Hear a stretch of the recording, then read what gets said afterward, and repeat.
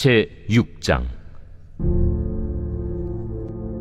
그때 제자가 더 많아졌는데 헬라파 유대인들이 자기의 과부들이 매일의 구제에 빠짐으로 히브리파 사람을 원망하니 12사도가 모든 제자를 불러 이르되, 우리가 하나님의 말씀을 제쳐놓고 접대를 일삼는 것이 마땅하지 아니하니, 형제들아, 너희 가운데서 성령과 지혜가 충만하여 칭찬받는 사람 7을 택하라.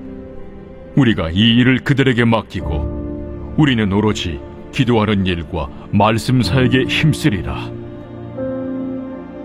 온 무리가 이 말을 기뻐하여 믿음과 성령이 충만한 사람 스데반과 또 빌립과 프루고로와 니가노르와 디몬과 바메나와 유대교에 입교했던 안디옥 사람 니골라를 택하여 사도들 앞에 세우니 사도들이 기도하고 그들에게 안수하니라.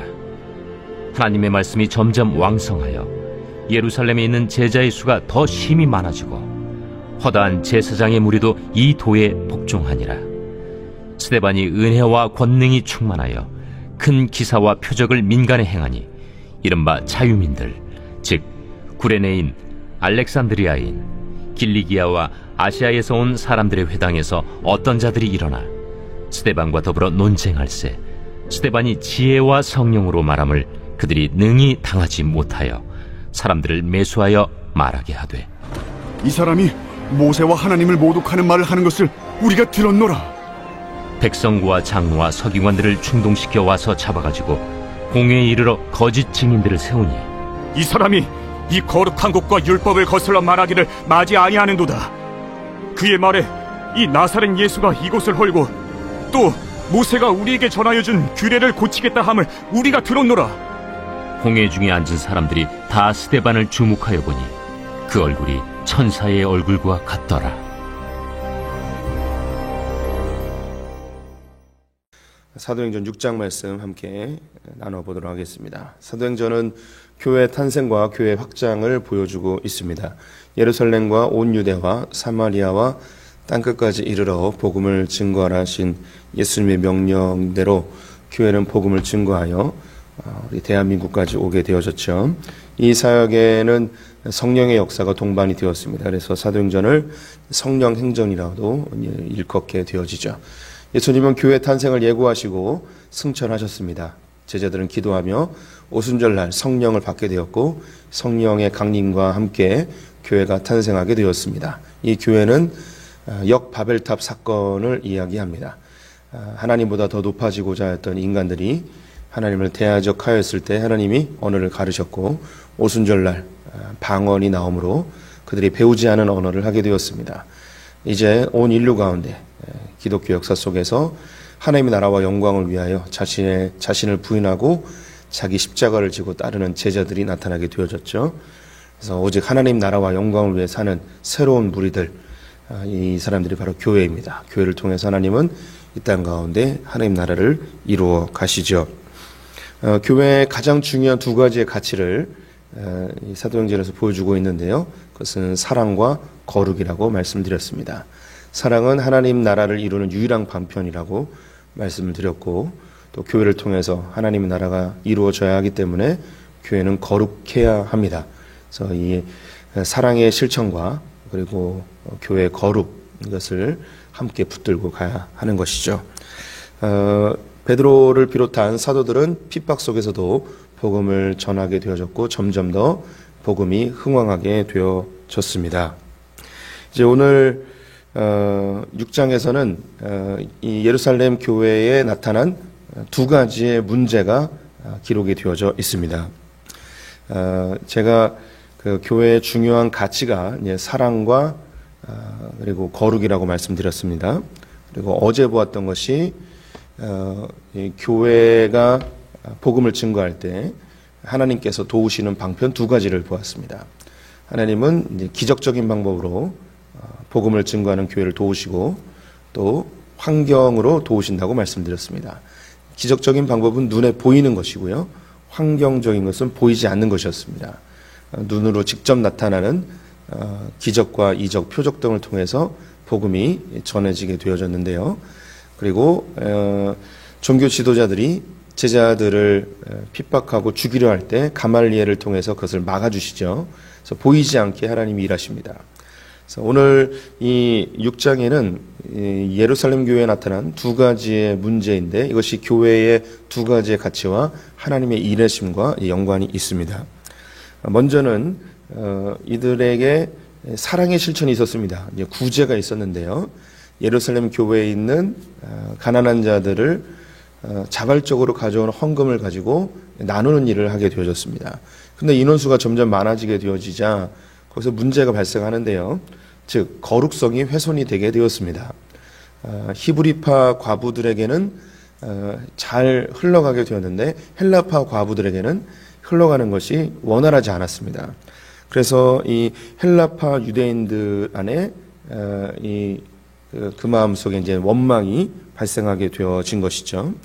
우리가 이 헬라파 유대인이기 때문에 정통 유대인이 아니기 때문에 정통 히브리인이 아니기 때문에 우리를 차별하나 보다라고 생각을 하게 되어졌습니다.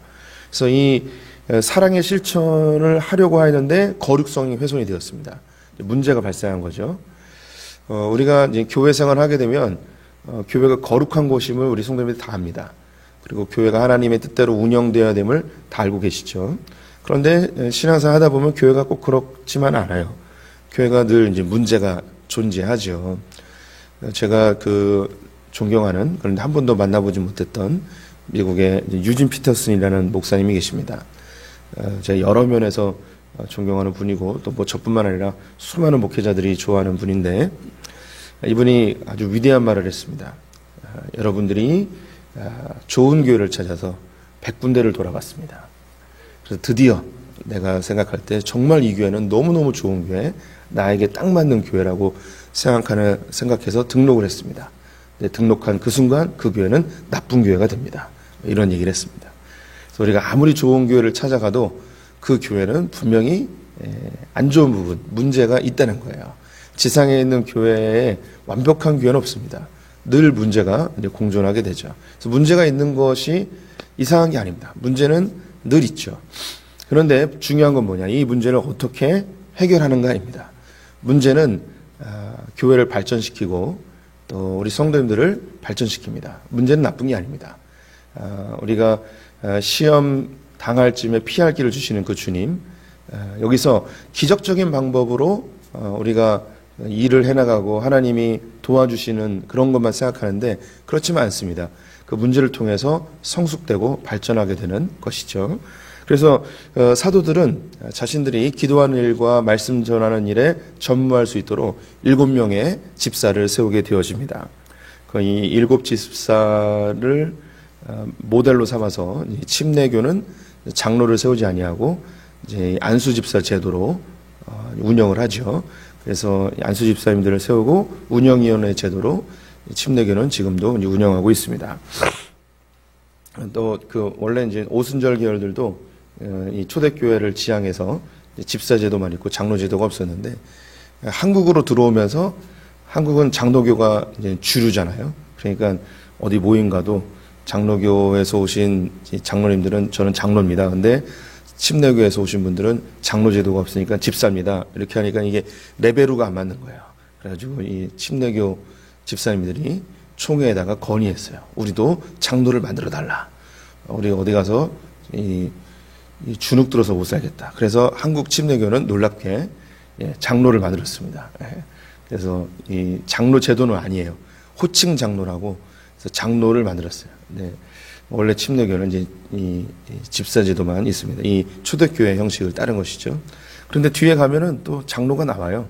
또 디모데 서신에 보면 거기 이제 장로가 해야 될 조건들 뭐 이런 것도 나오고 그렇죠. 여기서 이제 중요한 게 뭐냐면 장로 제도가 옳으냐, 침례 제도가 옳으냐, 뭐 집사 제도가 옳으냐 이런 개념이 아니에요. 문제가 생겼는데 문제를 해결하기 위해서 7 집사를 세웠습니다. 성령과 지혜가 충만한 자 7을 세워서 이 문제를 해결하도록 하였죠. 이것은 하나님이 계시해 준 것도 아니었고 하나님이 집사를 세워라 한 것도 아니었어요. 교회가 사도들이 자발적으로 이 일을 합니다. 그래서 안수하여서 세우죠. 그래서 제가 이제 교회에 대해서 이야기할 때 아주 중요한 것을 강조했는데 교회의 권위입니다. 교회의 권위. 마태복음 16장에 나와 있는 것처럼 땅에서 매이면 하늘에서도 매이고 땅에서 풀면 하늘에서도 풀리는 역사, 이게 교회가 가지고 있는 권위예요. 교회가 결정하면 그것에 하나님이 기름 부어주세요. 교회가 결정하면 그 결정을 하나님께서 인정해 주시죠. 교회가 가지고 있는 권위입니다. 또 요한복음 20장에 나와 있는 것처럼 성령이 임하셔서 교회가 형성되어지면 너희가 죄를 사하면 사하여질 것이요 너희가 죄를 사하지 아니하면 그대로 있을 것이다. 이게 교회의 권위입니다. 이 죄 사하는 것은 죄를 용서해주고 이런 개념을 뛰어넘는다고 말씀드렸습니다. 그래서 천주교에서는 이 사도들이 이 죄 사하는 권세를 예수님께서 주셨다고 해서 사제들이 고해 성사를 통해 죄를 사하는 그런 형식을 지금도 따르고 있죠. 근데 그런 개념을 뛰어넘는 거죠. 죄를 드러내는 것, 이 땅의 죄악들, 사단의 권세들이 무엇인지 교회를 통해서 드러내게 하시는 교회의 권위에 대한 이야기를 하고 계시는 것이죠. 어쨌든 교회는 하나님께서 주신 권위가 있습니다. 문제를 해결하는 데 있어서 꼭 기적적인 방법이 아니라 우리에게 주신 지혜와 그 성령의 충만함으로 그 일들을 해나가는 거예요. 그것에 하나님께서 기름 부어주시고 하나님 인정해 주시고 하나님 그것을 축복해 주시죠. 소풍교회도 완벽한 교회가 아닙니다. 교회에 문제가 있습니다. 늘 언제나 문제를 공존해서 살아가고 있죠. 하나님께서 우리에게 주신 지혜로 또 우리에게 주신 성령의 감동으로 하나하나 해결해 나가면 하나님께서 그 우리의 선택과 결정에 기름 부어 주십니다. 두 번째 나오는 것이 이제 스데반의 이제 체포입니다. 7명의 집사들 중에 유독 스데반에게 큰 이적들이 나타나게 되는데요. 8절에 보면 스데반이 은혜와 권능이 충만하여 큰 기사와 표적을 민간에 행하니, 스데반이 봉사의 일뿐만 아니라 전도도 아주 탁월하게 했습니다. 성경에 나온 설교문 중에 가장 긴 설교문, 예수님이 하신 거 빼고 성도가 한 설교 중에 제일 긴 게 스데반이 했습니다. 그래서 우스갯소리로 왜 스데반이 돌에 맞아 죽었냐, 설교가 너무 길어서 죽었다, 이런 얘기가 이게 이야기되어질 정도로 설교가 길어요. 이렇게 길게 했다는 것은 설교를 굉장히 잘했다는 거죠.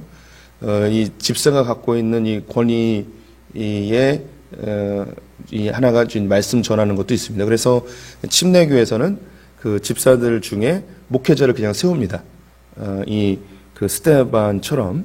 그래서 우리 성도님들 아시는 분들도 있을지 모르겠는데 영국에서 최고의 설교자로 불려졌던 한 분이 황금 마우스라고 불렸어요. 찰스 스펄전이라는 분이 계시는데 이분은 20세 때 그 교회에서 그냥 목사를 세웠어요. 신학도 공부 안 했는데 목사님이 갑자기 돌아가셔가지고 누굴 우리 교회에 목사를 세우면 좋겠냐 해서 20세에 가장 그 열정적으로 복음을 전하고 주일학교 교사를 하고 있었던 이 찰스 스펄전을 목사를 세웠습니다.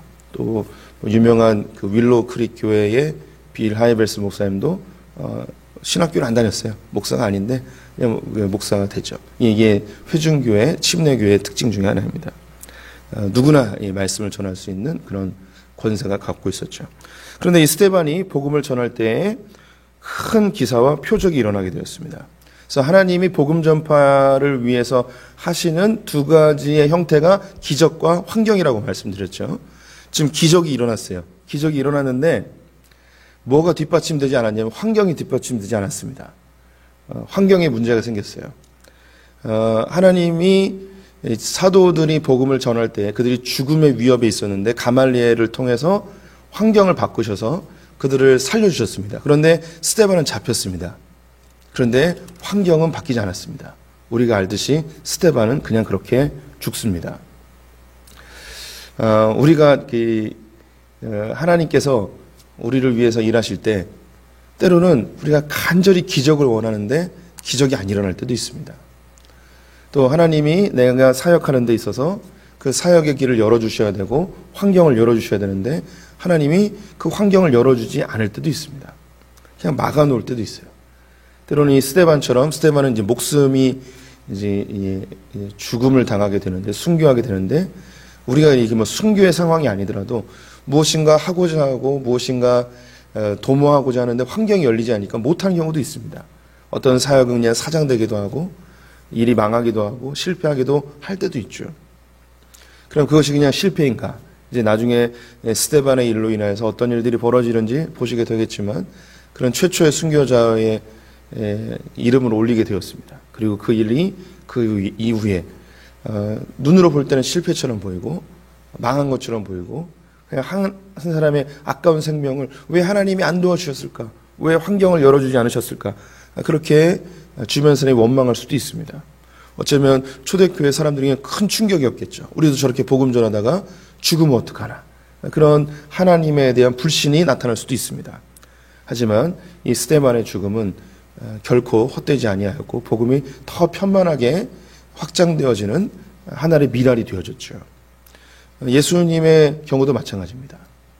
예수님은 그 사역하시는 동안 기적과 표적과 이적이 수없이 일어났습니다. 환경을 지배하셨습니다. 풍랑을 잠잠케 하셨습니다.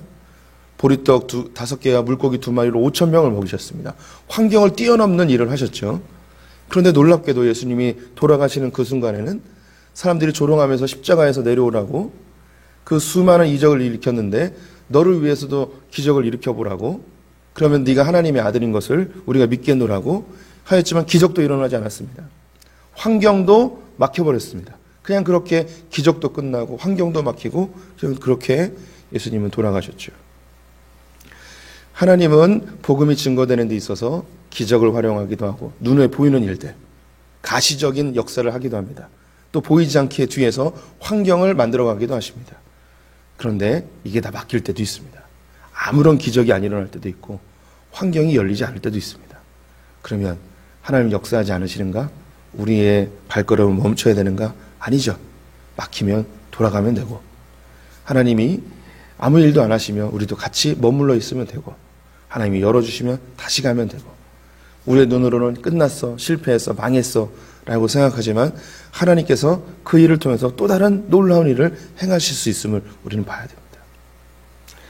예, 교회의 중요한 두 가지의 가치, 사랑과 거룩. 그런데 문제가 생겼어요. 그런데 이 문제를 해결해 나가는 사도들의 모습을 봅니다. 그리고 하나님께서 복음을 증거하는 데 있어서 눈에 보이는 가시적인 기적이 있고 보이지 않는 환경의 역사가 있는데 환경의 역사가 막혀버렸습니다. 그럴 수 있습니다. 하지만 하나님의 나라는 결코 멈추지 않습니다. 복음은 결코 멈추지 않습니다. 하나님이 일하고 계시죠. 우리 성도님들의 삶에 또 문제가 생기셨습니까? 초대교회도 문제가 있었어요. 그런데 문제가 중요한 게 아니라 이 가운데 여전히 일하시는 하나님을 바라보고 또 우리에게 주신 성령과 지혜로 이를 우리가 잘 해결해 나가는 것이 중요합니다. 그렇게 초대교회의 사도들처럼 집사들처럼 성도들처럼 우리의 문제에 매이지 마시고 또 발전시키고 해결해 나가시는 성도들 되시기를 주님의 이름으로 축원드립니다. 기도하겠습니다.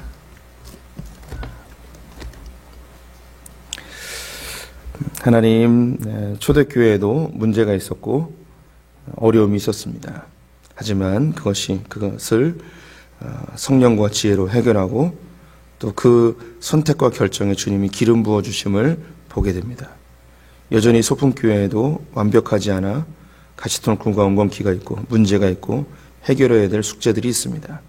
우리의 결정에 주님께서 기름 부어 주실 것이고 또 환경이 열리지 아니할지라도 하나님께서는 가장 좋은 것으로 우리에게 허락하실 위대하신 만군의 여호와이심을 고백합니다. 또 우리 성도님의 삶 가운데 여전히 문제가 있고 해결되지 아니한 숙제들이 있음을 고백합니다. 또한 환경이 열리지 아니하여 또 기적을 소망하지만 아무 일도 일어나지 않는 답답한 현실 속에 놓인 분들도 있습니다. 그러나 주님은 그 상황 속에서도 여전히 일하고 계시고 우리에게 가장 좋은 것을 인도하시며 결국에는 푸른 초장과 맑은 물가로 인도하여 원수들 앞에서 우리에게 멋진 상을 주심을 우리가 고백합니다.